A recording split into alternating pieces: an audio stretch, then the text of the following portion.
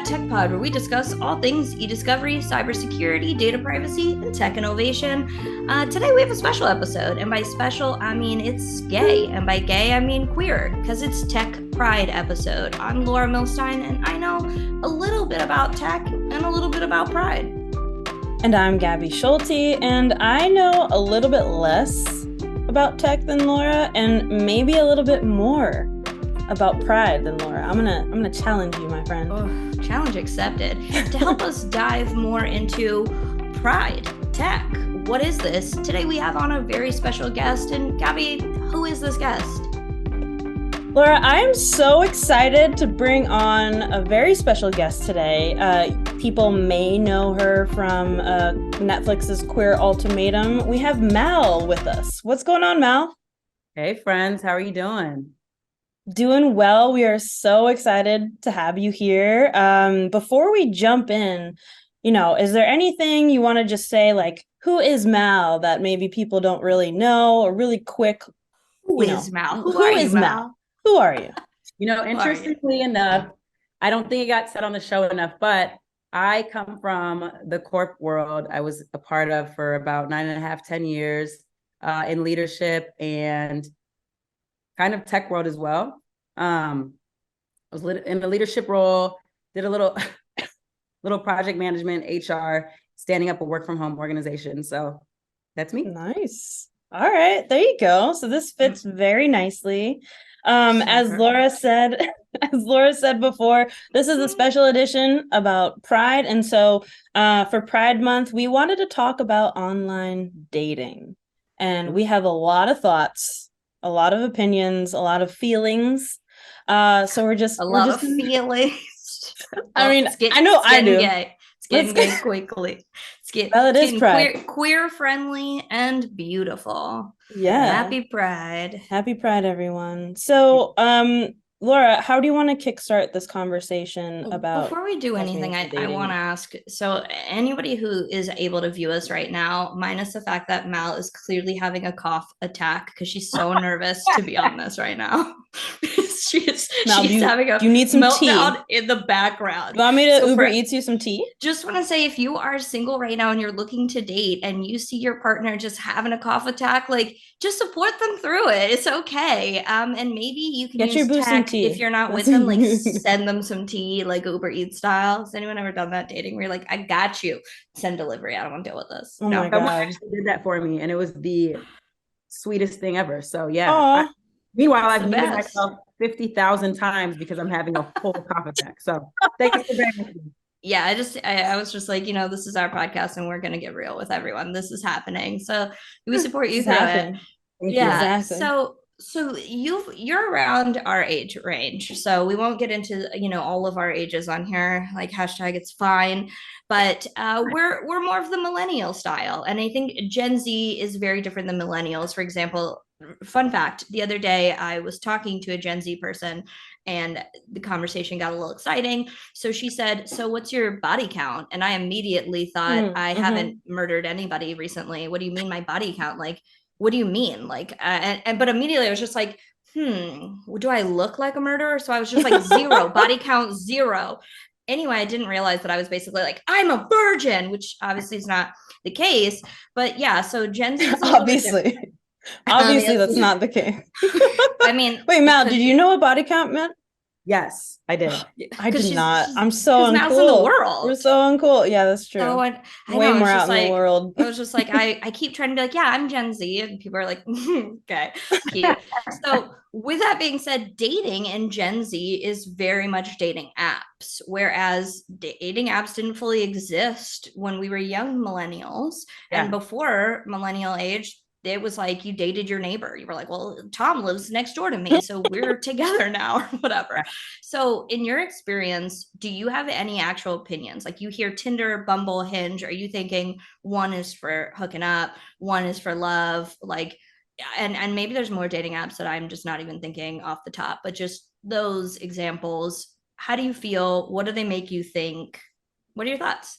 You know what? So many things.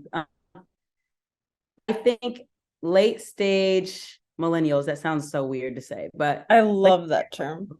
right? Late stage millennials. I hate it. Are we passing? Are right. we done? I think depending on like the city you're in and the more transient or metro the city is, the more these apps are just like a means of everyday life and dating. It just makes sense to use these apps. I have not historically used these apps, so I live vicariously through my friends and learn, right? I learn the language and learn the way of how people are interacting with each other these days. So I have nothing against the apps. I think they are meant to connect us. I have not used, you know what, I'm lying to you. I used Tinder one time. I was in a city traveling for work. And I'm like, let me see what these apps are all about. Let's check it out. Yeah, let me just Tinder's for lovers, they say. Right. I do the thing, create the profile, and somebody immediately like messages me. And I'm like, oh no, I'm scared. This is weird. I immediately get off. I ghost the person, which is terrible. Get off the app, and then I delete the app, not knowing that my profile is still active. Yes. And one of my buddies is like, hey, I think somebody's like, mimicking your account, or you have a fake out there or something, because I see you on Tinder. And I'm like, there's no way. I'm not on these apps. God. And then I realized I had to deactivate it. But like, I've learned, and I could be wrong, but I've learned that like there are some apps that are strictly geared towards hooking up. And I've heard of people finding love on Bumble and, the various apps, and it really works. I have friends that met on one of these dating apps, and they've been married now for like 8 years. So, and they're queer. Success story. Okay. That is a success story. While you're over there like ghosting and kind of ghost gaslighting at the same time. Wow. Oh, damn. Just so you know, just to call you out on this. That was so hard. But also like, it's okay. As a fellow late stage millennial, I had a similar situation where I was on Hinge, and then I started dating somebody and we became exclusive, and they were like, so my friend saw you on Hinge. And I was like, what? And I didn't realize that my profile was just still active, but I had deleted the app. And I just showed my age, and I was just like, I promise there's nothing going on, but it was a conversation. I will say that. It was me, Gabby. I actually was just going out there just in case, give you some backup trolling.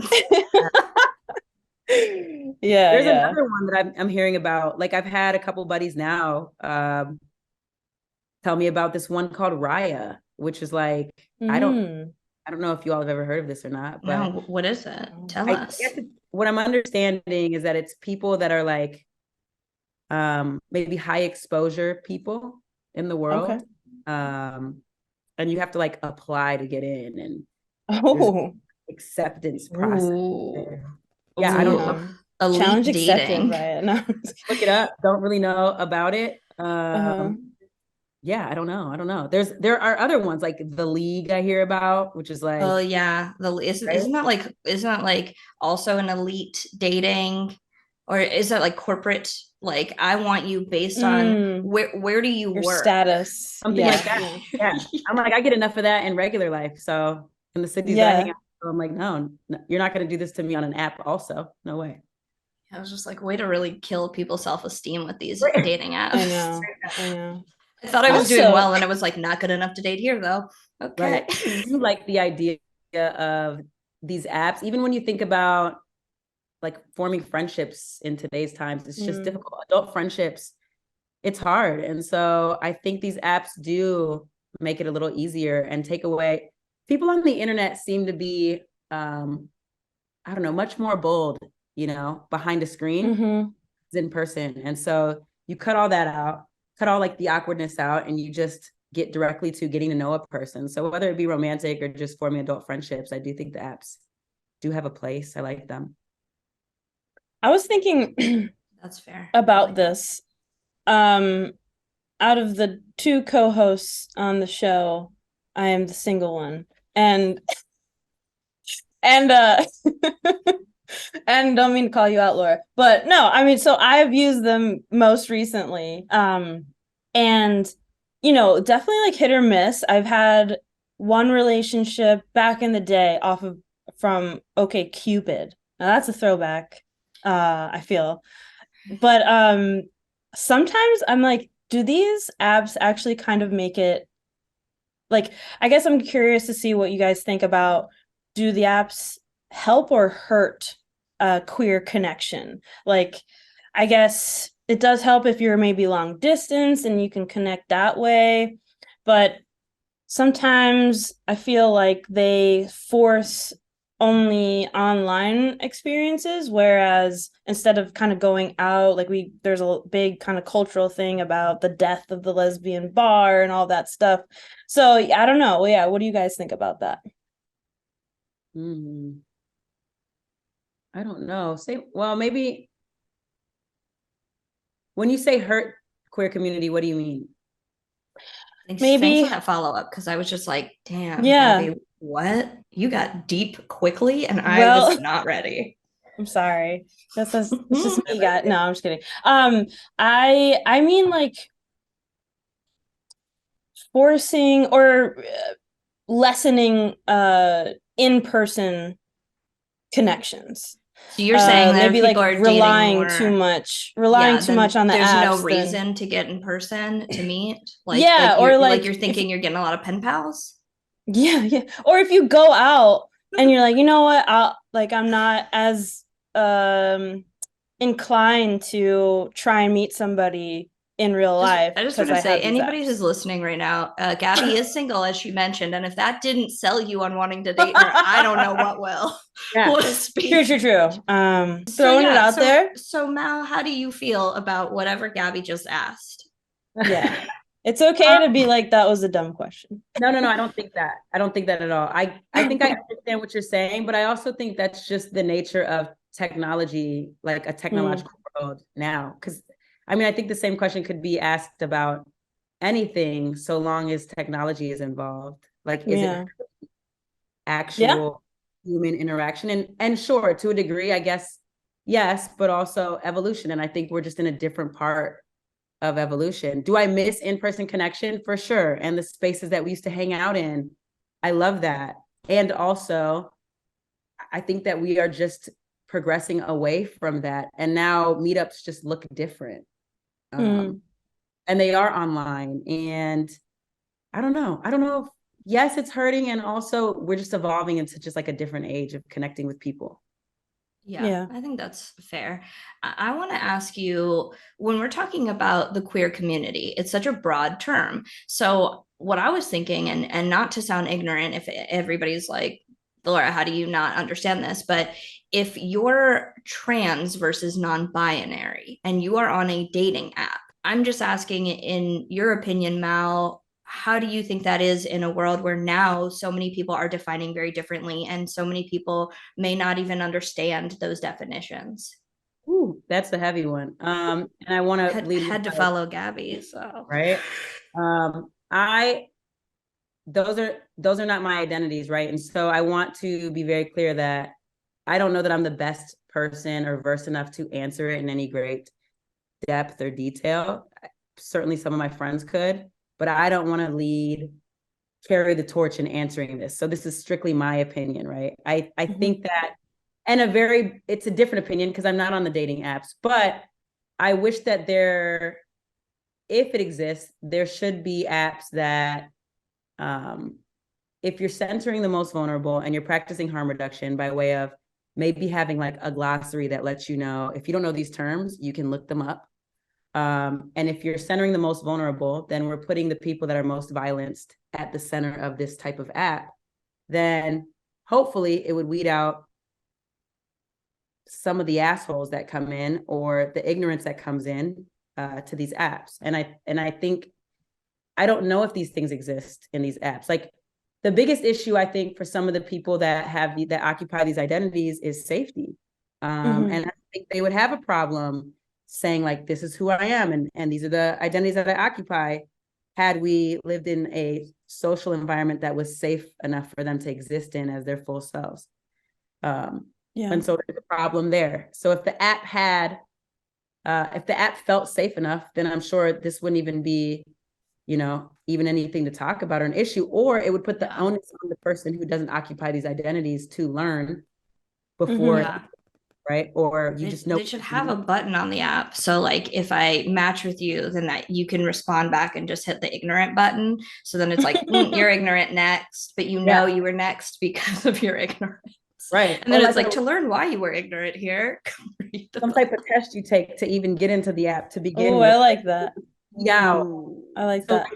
Also, you don't have to carry the burden of teaching everyone who doesn't know or hasn't just taken the time. All this shit is available on it's there from like good sources and like it is there. And so, I don't know, maybe there should be a button or a test that you got to take to get in to begin with.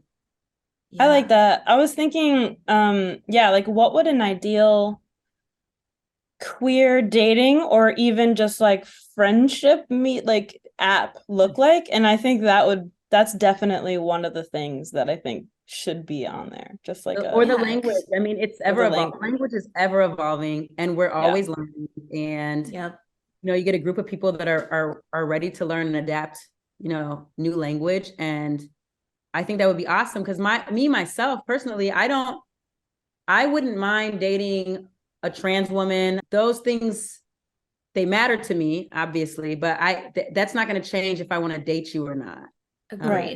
Agreed. And that's why it's like the fine line between, do you need to say that or not? Because in the end of the day, does it really matter? But it does come down to safety. I have trans friends that are violenced all the time that they don't speak about, and that's an issue. Yeah. It's just, it sucks. And it's like, they didn't do anything wrong, but show up as their full self. And whoever they showed up to had their issues, and so one thing I do like that the Ultimatum did though, when we were going through our dates, the initial, dating everyone. Before that, we had like a whole questionnaire of, it was like it's like 200 questions, really down your type, but in the way of like, what are you open to? So it reframed how you think about dating, because some of these people on the show, I would have never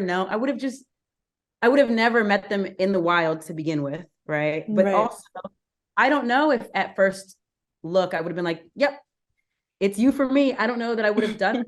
Ended up on like, I'm a mask presenting lesbian and I went on dates with other mask presenting lesbians, which that is not normally my preference. But in this experience, taking in this big questionnaire about what I'm open to, it just reframed how you think about dating. So maybe a dating app that could ask. That's so interesting. I think another reason why we were like, Mal would be so good for this conversation is because you're so eloquent in the way that you speak. And I think throughout the show, you had a very kind of calming energy to everything that you kind of were presented with. And I remember that scene, with some of the mass presenting folks on the show kind of going on dates with each other. What did you think in terms of others, or not maybe others, but maybe if this was put into practice in sort of an app situation or a platform, do you think it would kind of, as you said, open people's mind, reframe that type of thing? Because that's actually super interesting to me.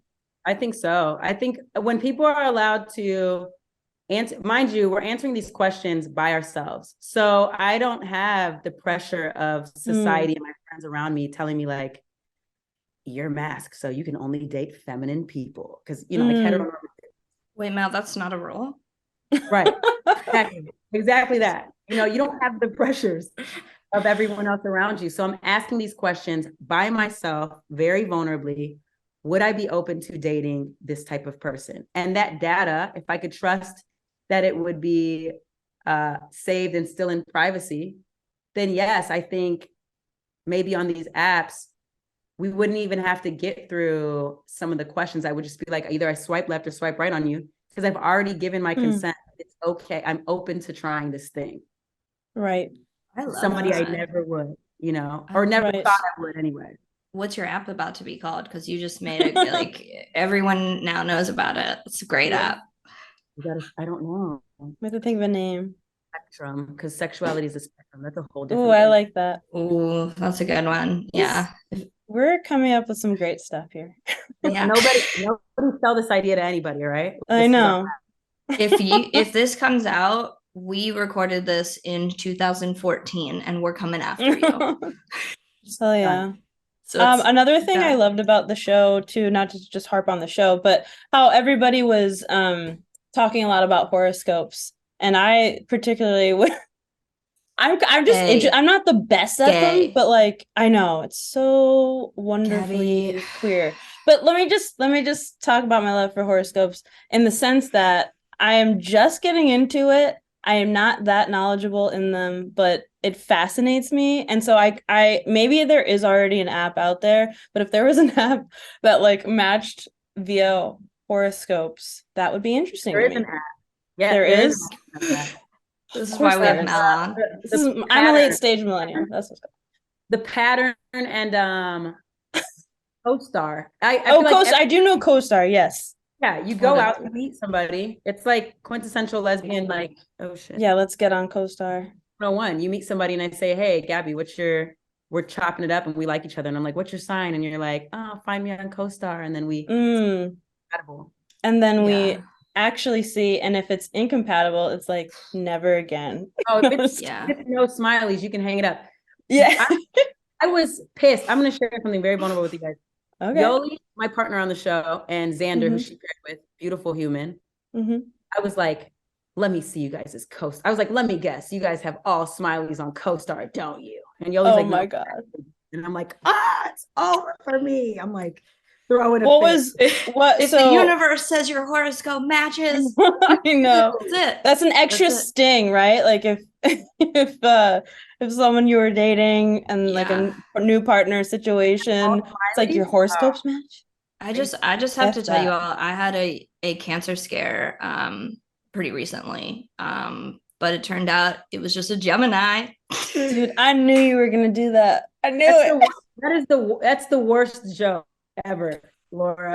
Laura. I'm a Cancer horoscope, so it's against. Wait, you're a Cancer? I'm a Cancer. See, look, you all reacted. What's that mean? Does that mean we're compatible, ladies? What's that? I don't know. What's your sign? I'm a Capricorn. Oh, me and Gabby have a thing already then. Oh, yeah, we're connected. Okay. Wait, I forget. I'm a Virgo.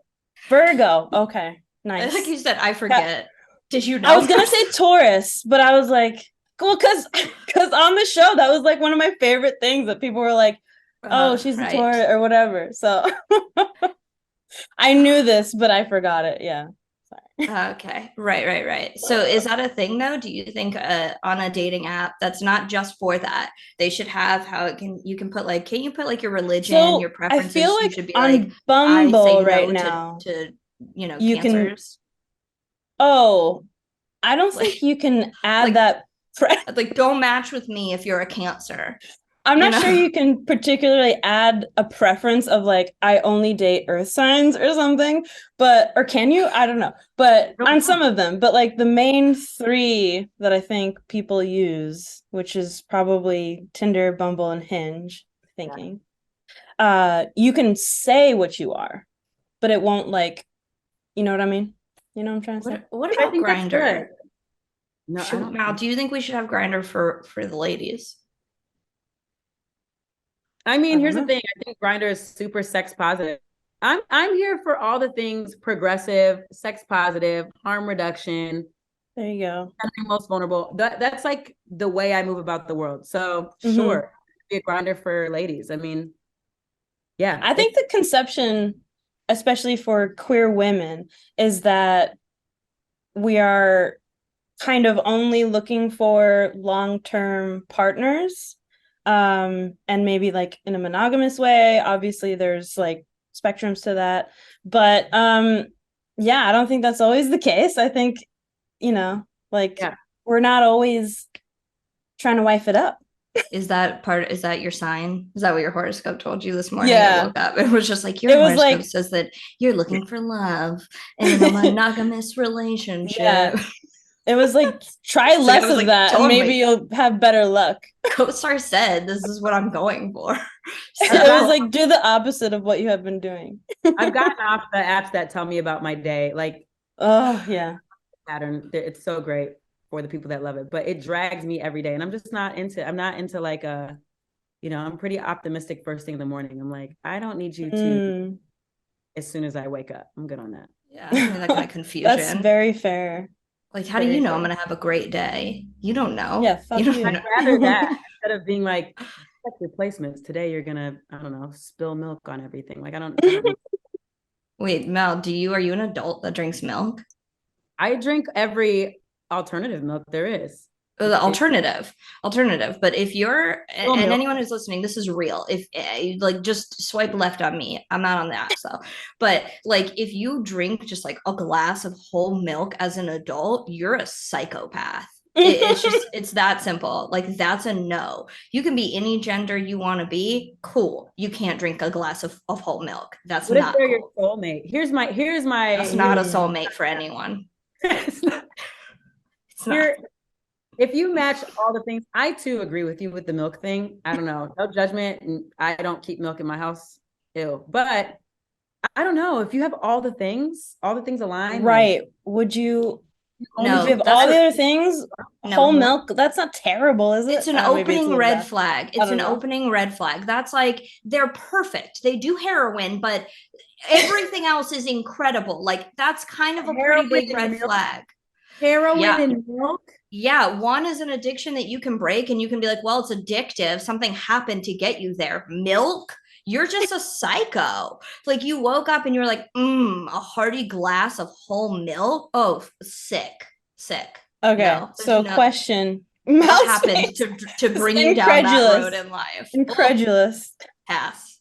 Psycho. I am not as milk hostile as Laura, but I get where it's coming from. I get where it's coming from. I get it. I get it. Okay, question, either past times or hypothetically or from friends. What's something on a profile where you would just immediately be like, no? What's your milk? Oh, what's your milk? That's good. Maybe not on a profile, but my milk is, in getting into talking, my milk is absolutely anyone who really drags their ex, like on the first conversation, you're just like super shit talking your ex. I'm like, solid red flag. Yeah. Very red flag for me. Very solid. Do you think it is also a red flag to be talking about an ex in general? No. Or is that like a healthy thing? No, I think it's pretty healthy. I mean, we all have life experiences, and like sometimes when you've been with somebody for a very long time, part of your identity is like, part of the thing you like about me is likely something that my ex and I helped. So it's like, I think it's fair to talk about, but when you're like really trash talking your ex, and unless it was like an abusive situation, very abusive, that's different. But just like trash talking your ex on like first date, I think is very weird, very red flag. Oh yeah, I mean, you dated that person, so you're the red flag also now. Yeah, like immediately I'm like, yeah, they sound bad, so what's wrong with you? Yeah, exactly. I agree with that. Laura? So Mal, I know it's already milk, but what's your milk? You have to answer. Oh, I mean, it's milk. My honest, like, my red flag is anybody who's too important. Like, I think we're all really great people. And if I meet you and you automatically have to present with telling me your salary, telling me like leading with like, here is my career path, or any like humble bragging that's actually not humble, is such a turnoff to me. Like, no, to me, I just wonder how insecure you're going to be later and what I'm going to have to deal with to build you back up. I want you to be confident, and it's okay. Like, if you're doing things that aren't traditionally, you can be insecure about it. Like, everyone has things where I'm like, that's weird, but we'll get through it. But leading in with like, peacocking right out the gate with how great you are, you suck. That's a no for me. That's another milk. I agree. Yeah. What's your milk, Gabby? What's my milk? She's like 2%. I'm not a whole milk girl, but no. I was thinking about this. I think it's the inability, and this is hard to like know on a profile, so I'm not even answering my own question. But I think it's like the inability to make fun of yourself.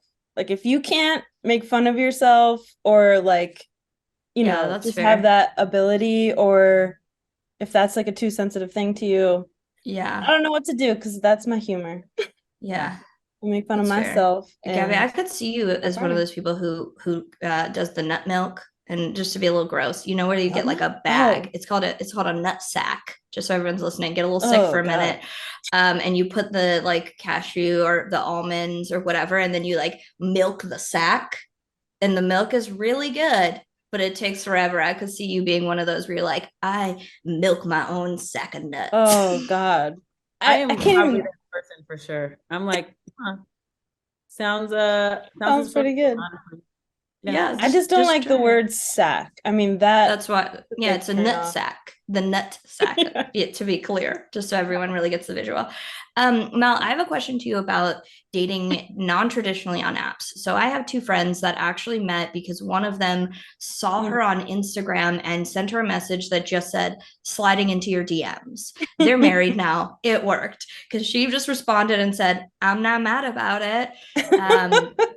Yeah, and anybody so this is my friend Jen. She was also on some reality shows like Below Deck, Mediterranean or something. I don't know all her shows, but she did this to Paige, who she's now married to, and she is a professional soccer player. And I don't think Jen had a clue anything about soccer. She just saw this girl come up and was just like, I'm going to do this, and just wrote, slide it into your DMs. Yeah. And it's so like, I love it. I love it because if somebody wrote that to me, I would just be like, and like what? What? I see that. Yes.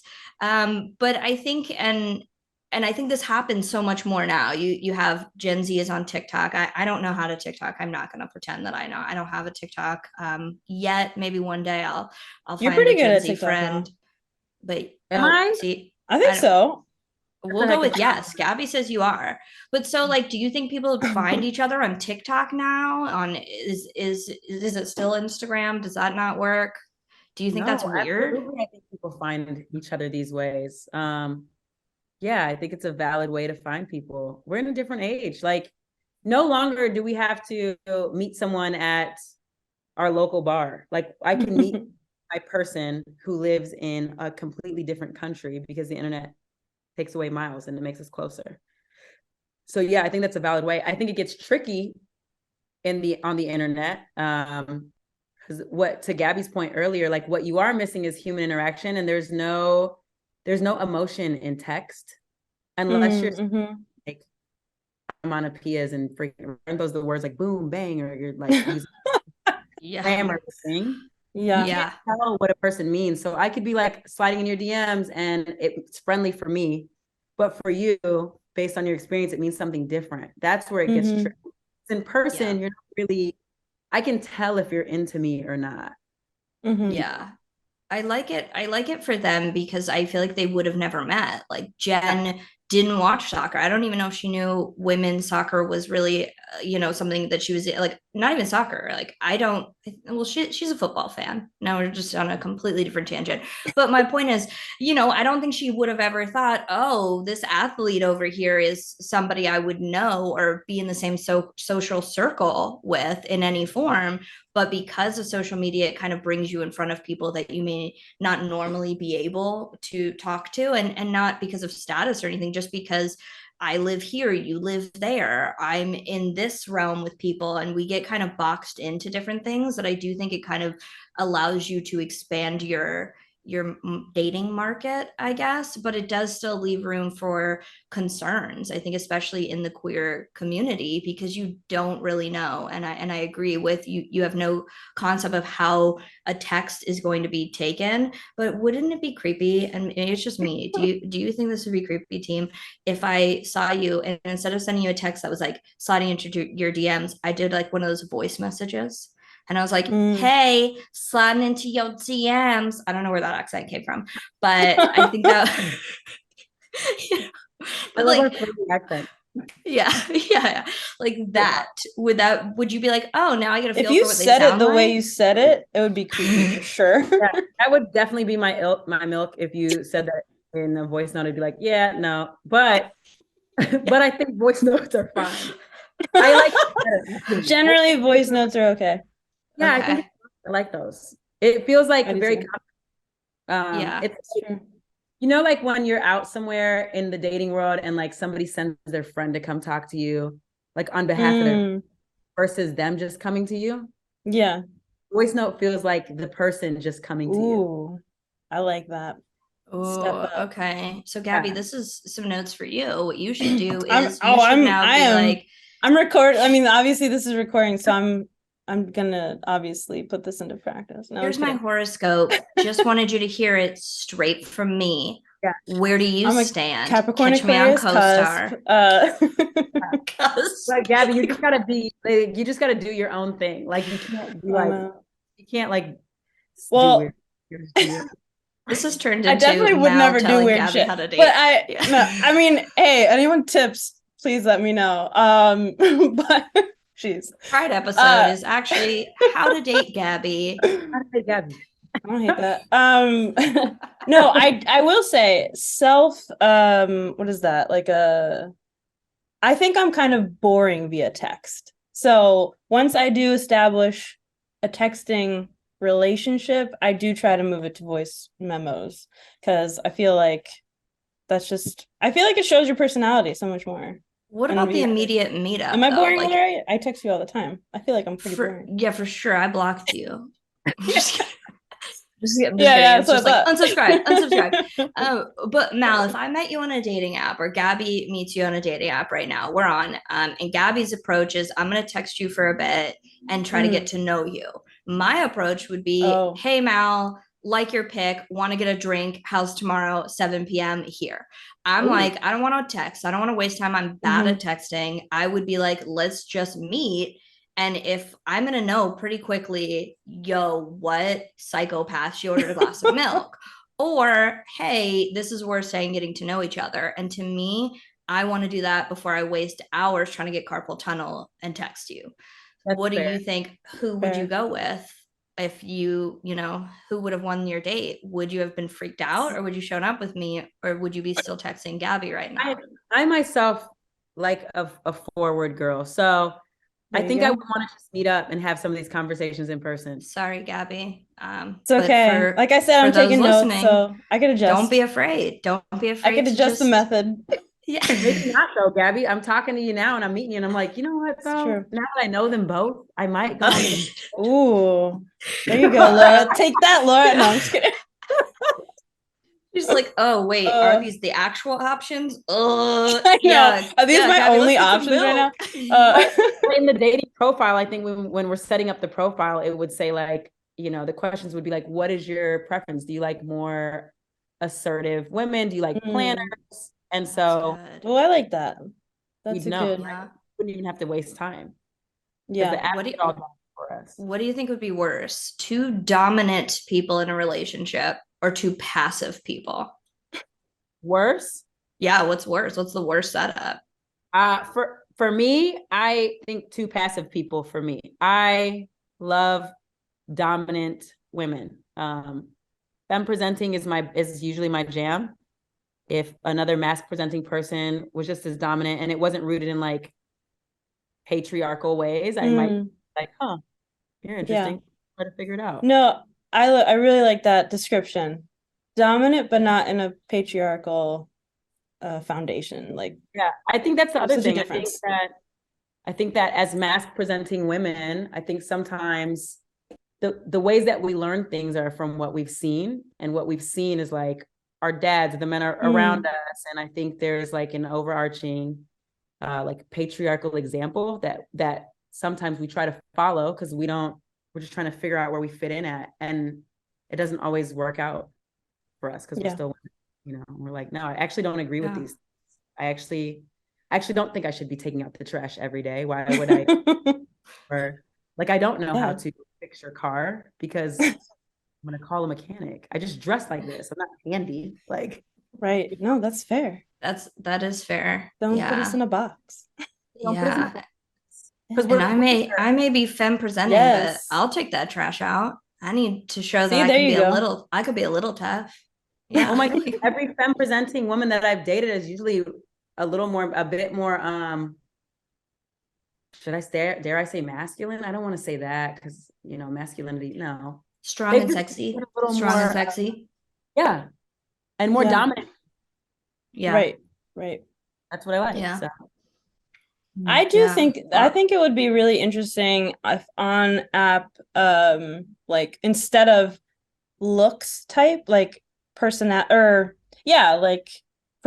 types, and that could be your filters or whatever. Yeah, like you can't see what they look like fully. Like you get okay, so an app would be called Butter, and because it would be like everything but the face, Oh my God. So you butter face. Yeah. And so you see the body, you don't get to see the face, so you don't fully know. Keep this part to ourselves because that will get stolen. So we actual dating in the wild, you don't see the person. You just know that they align with all of your values. They align with your personality type, and then you've already checked off what you're open to. And Gabby, it can't get stolen because it's already in the works. We've been building this since 2014. Yeah, you're absolutely right.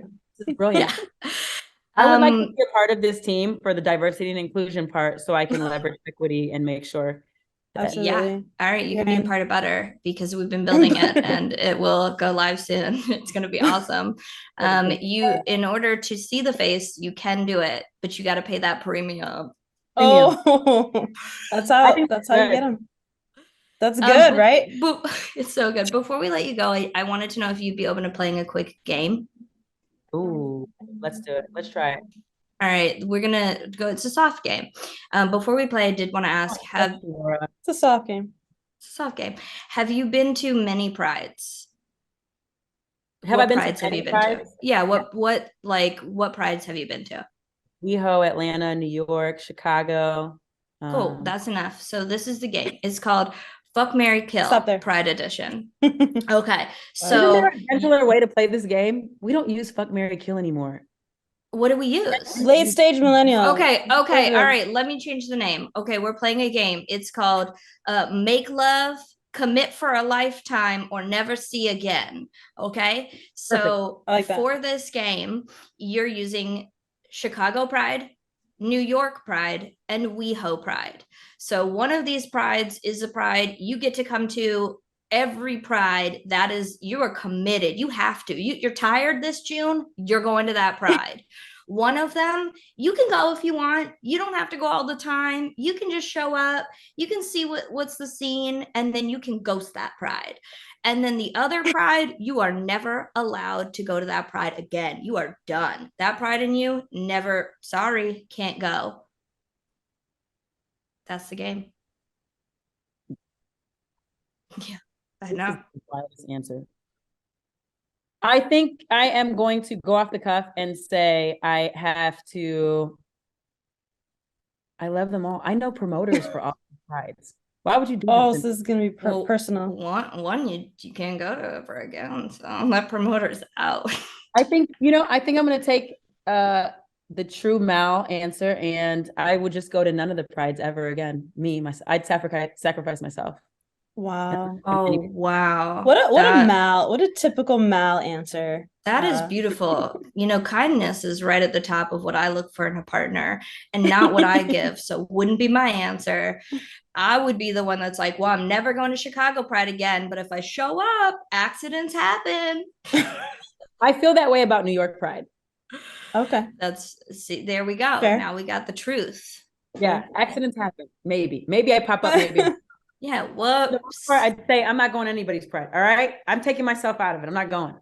That's fair. There you go. Yeah. That's a fair. We'll accept that answer. Mal's like, instead, they all come to me in a neutral territory. Yeah. And we're in one big pride relationship. I think that's how Dinah Shore started. This app should also include different relationship constructs because we don't talk about them enough. Yes. Mm-hmm. Yes. That's a thing. Sure. That's absolutely a thing that is prevalent and it's happening. There are books about these things. So Yeah, I do think that's another thing that is like maybe a little bit generationally, like a lot of my friends that are Gen Z, you don't have any Gen Z friends. You have no Gen Z. Name I one. have plenty of. Okay. We work together, but she's my friend. My Gen Z friend, Barbara. What?